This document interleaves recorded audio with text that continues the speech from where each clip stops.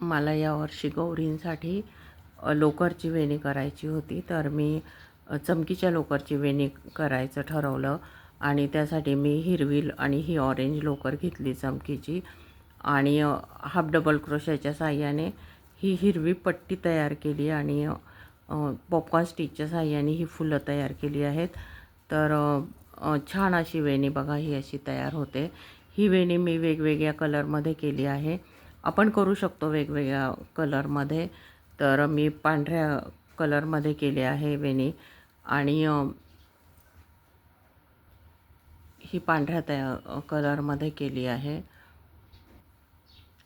ही आंबोलीची वेणी वाटते ऑरेंज कलरमध्ये केली की ही पांढरी मोगऱ्याची।